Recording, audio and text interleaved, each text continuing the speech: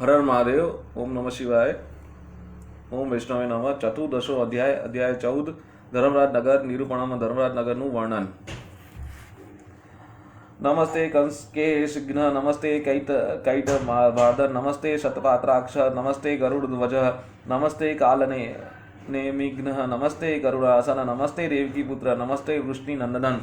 गरुड़ुवाच यम लोके कियन्मात्रः कीदृशं केन निर्मितः सभा च कीदृशी तस्यां धर्मास्ते च केहि सः ये धर्ममार्गेण गच्छन्ति हि धार्मिका धर्ममन्दिरं धर्मानापि मार्गश्च ममाख्या हि दयानिधि।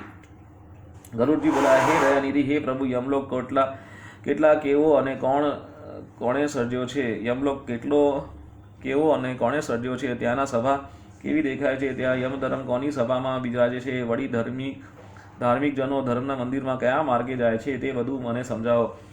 શ્રી ભગવાન ઉવાચ શૃણું તારક્ષ્યં પ્રવક્ષ્યામિ યદ ગમ્યં નારદાદિભિ તદ ધર્મનગરમ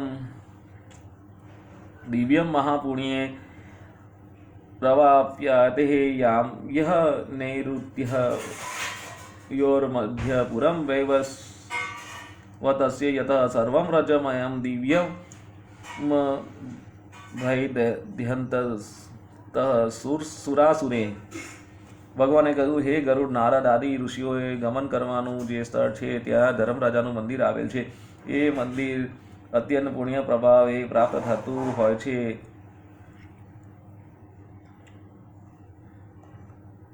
ધરમપુર દક્ષિણ અને નૈઋત્ય એ બે દિશાની વચ્ચે છે. તે વજ્ર જેવું છે, તેનો ભેદ દેવો અને દૈત્યો પણ પામી શકતા નથી. ધર્મરાજ નગરનું વર્ણન.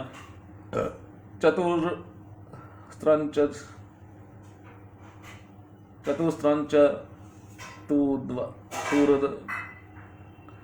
દ્વારમુચ્છ પ્રાકારવેષ્ટિतं યોજનાनं સહસ્રં हि ब्राह्मणेन दत्युच्यते. तस्मिन् पुरेस्तु सुभगं चित्रगुप्तस्य मन्दिरं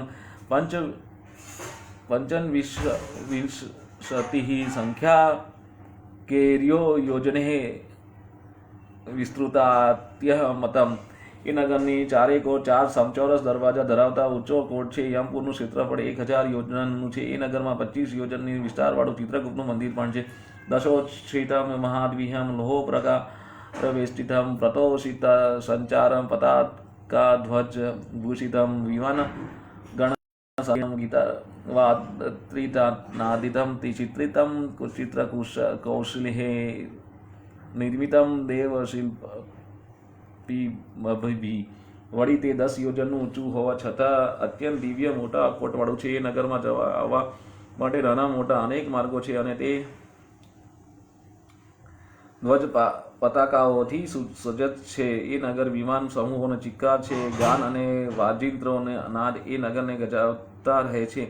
કુશળ ચિત્રકારો એ નગરનું ચિત્રિત કર્યું હોવા છતાં દેવોનું શિલ્પીઓને દ્વારે નિર્માણ પામેલ છે. ઉદ્યાનો પાવને રમ્યમ નાનાભિ કુચિતમ ગંધર્વો અપ્સરો ભિષ્ટ સમંતાત પરિવારિતમ તત્સભાયમ ચિત્રગુપ્તે શ્વાસને પરમાદવૈત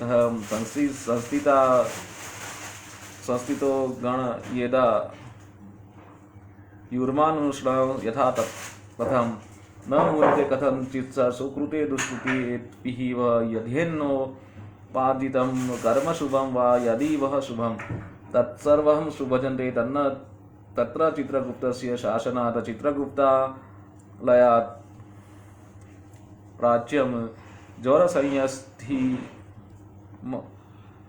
મહાગૃહમ. આ નગરમાં રમણીય ક્રીડા વાહન અને ઉપવનો આવેલા છે. આ ક્રીડા સ્થળો ગંધર્વો અને અપ્સરાઓને નાદ નૃત્યથી વ્યાપ્ત છે. આ નગરની યમ સભામાં પોતાને અદ્ભુત આસન પર બિરાજીતી થઈને ચિત્રગુપ્ત સર્વે મનુષ્યને આયુષ્યના બરાબર ગણતરી કરે છે. ચિત્રગુપ્ત કોઈને સત્કાર્ય કે દુષ્કાર્યોને ગણતરીમાં કદાપી થાપ ખાતા નથી. આથી જે શુભ કર્મો કર્યા હોય તે કર્મોનો ઉપભોગ ચિત્રગુપ્તના હિસાબ પ્રમાણે ભોગવવો પડે છે.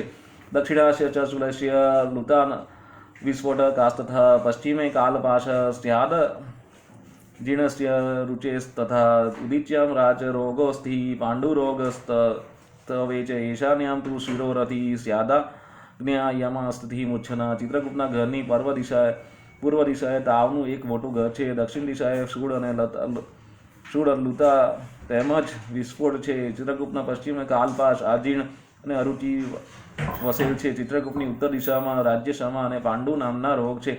ઈશાન દિશામાં માથાનો દુખાવો રહેતો હોય છે અને અગ્નિકોણમાં મૂર્છા વસે છે. અતિસારો નૈઋત્યેતુ વ્યાખ્યામ શીતદાહકો એવમહાદિ ભીરન્યસ્ય ચે વ્યાધિભિ પરિવારિતઃ લિખતે ચિત્રગુપ્તસ્તુ માનુષાણામ શુભાશુભ ચિત્રગુપ્તાલયાદગ્રે યોજનાનામ ચ વિંશતિઃ પૂર્વમધ્યે મહાદિવ્યમ ધર્મરાજસ્ય મંદિરમ અસ્તિ રત્નમયમ દિવ્ય વિદ્યુત જ્વાલાર્ક વર્ચસમ. નૈઋત્ય કોણામાં અતિસાર નામનો રોગ અને વાયવ્ય કોણમાં અત્યંત ભયંકર ટાળ તેમજ દાહ રહે છે. હે ગરુડ, આ પ્રમાણે રોગો વચ્ચે ચિત્રગુપ્ત બિરાજતા હોય છે. મનુષ્યને શુભ અને અશુભ કર્મોનો લેખા જોખા કરનારા ચિત્રગુપ્તની ઘરની 20 યોજન આગળ જતા નગરની વચ્ચોવચ્ચ યમધર્મનું અત્યંત સુંદર અને ભવ્ય મંદિર છે. એ મંદિર દિવ્ય રત્નોથી જળહળતું છે. વીજળીના તેજસ્વી જ્વાળાઓના કારણે સૂર્યની જેમ તેજસ્વી જણાય છે. દ્વિશતમ યોજનાનામ ચ વિસ્તારાય મતસ્ફુટમ 50 પ્રમાણેન યોજના સમુચ્છિતમ દૂતસ્તંભ સહસ્રે સચ વેડૂર્ય મણિમંડિતમ કાંચનાલંકૃતમ નાનાહર્મ્યહમ પ્રાસાદા સંકુલમ. આ મંદિરનું વિસ્તાર 200 યોજનાનું છે અને તેની ઊંચાઈ 50 યોજનાની છે. રત્નજડિત હજારો માણેક સંરંભોથી શોભિત અનેક પ્રકારના આગાસીઓ ત્યાં છે. આ આગાસીઓ પ્રાસાદો સ્વર્ણથી શણગારેલા છે. આ નગરમાં મોટી મોટી પોળો છે અને જે મોટા મોટા ધનપતિઓ હવેલીઓથી ઉભરાતી દેખાય છે.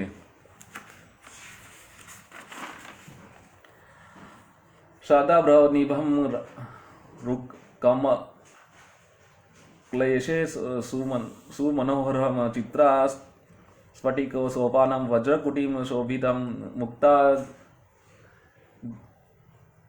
જાલક વાક્ષમ ચ પતાકા ધ્વજ ભૂષિતમ ઘંટા કનિનાન દાઢ્યમ હેમતોર્ણ મંડિતમ.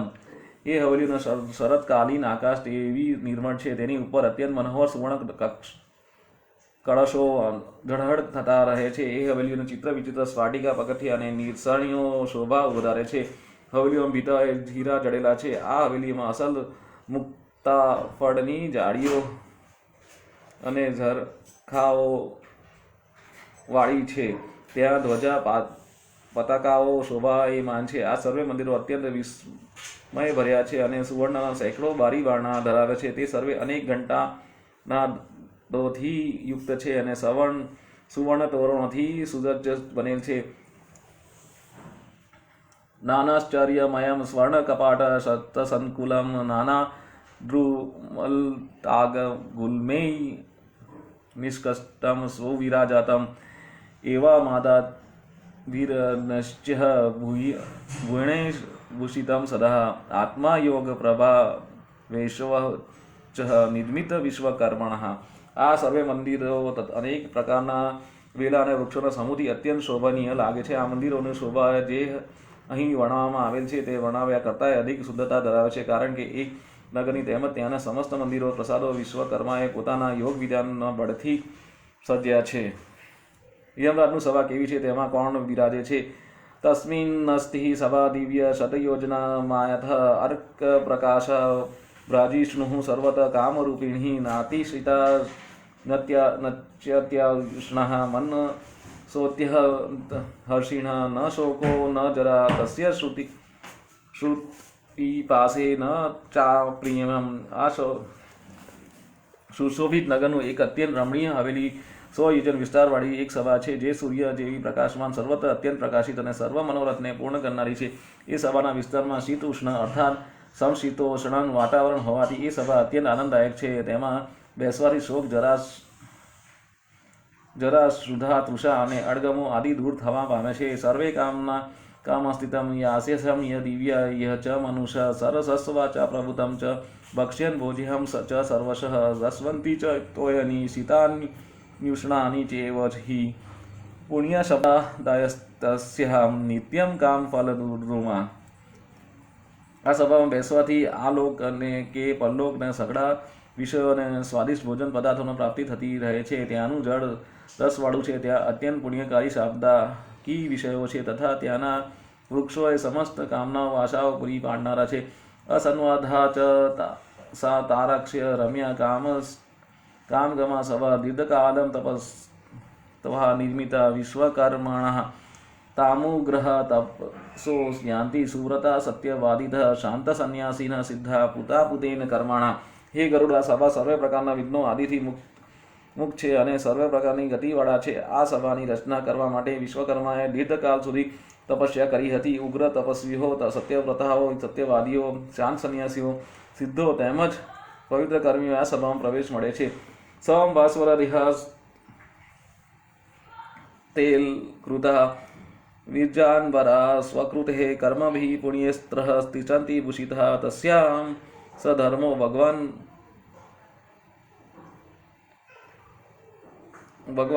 શનિ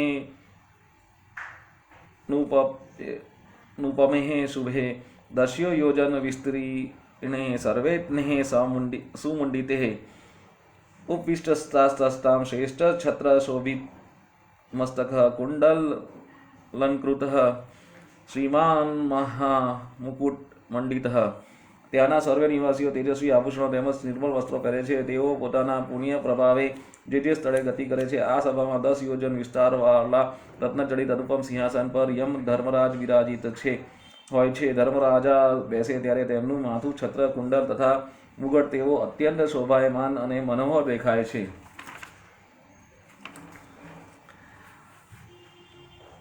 સર્વાલંકાર સંયુક્ત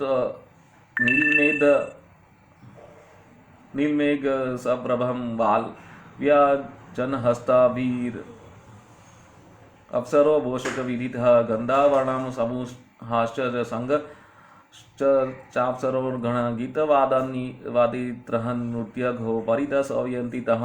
સગળા જાજ્વલ્યમાન અલંકારોથી શોભાયમાન અને ઘનશ્યામ જેવી કાંતિ ધરાવનાર એવા યમ ધર્મરાજાઓ અપ્સરાઓ સ્વહસ્તે પંખા અને ચવરનારા વીંજણાઓથી પવન નાખે છે. ગંધર્વો અને અપ્સરાઓ સમૂહ તેમની ચારેકોર ગાન કરતા રહે છે અને વાજા વગાડતા તેમની સેવા બજાવે છે.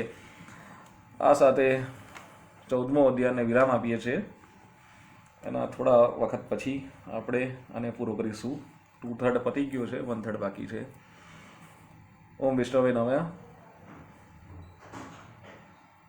ઓમ નમઃ શિવાય. હર હર મહાદેવ.